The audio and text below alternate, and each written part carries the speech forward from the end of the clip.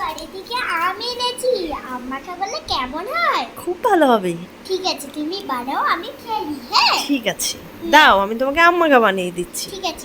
মেয়ের আবদারে আম মাখা করবো, মেয়ে আম মাখা খেতে চেয়েছে, আর এই গরমে তো আম মাখা খেতে খুবই ভালো লাগে। তো আমি আমগুলো আগে ছুলে নেবো।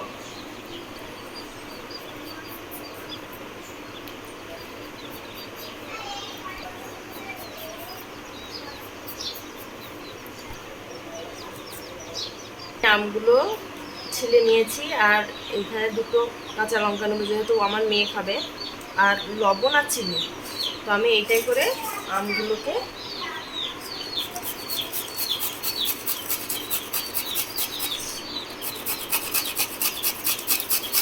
ছুঁড়ে নেবো।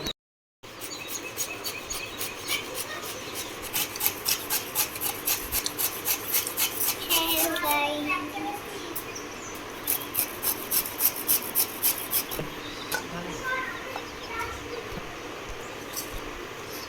আমটা আমার কুচানো হয়ে গেছে।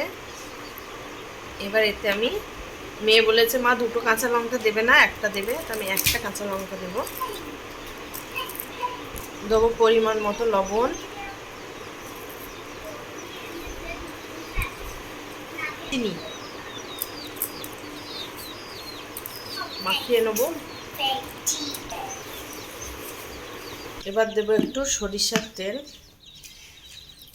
ফ্লেভার আসবে, একটা সুন্দর ফ্লেভার আসে সরিষার তেল দিলে। মেয়েদের পাতা দিয়ে দেবো, এনাও এনাও এনাও। এবার মেয়েদেরকে দিয়ে দেবো আম মাখা, মেয়ে খেয়ে বলবে কেমন হয়েছে। দাঁড়াও,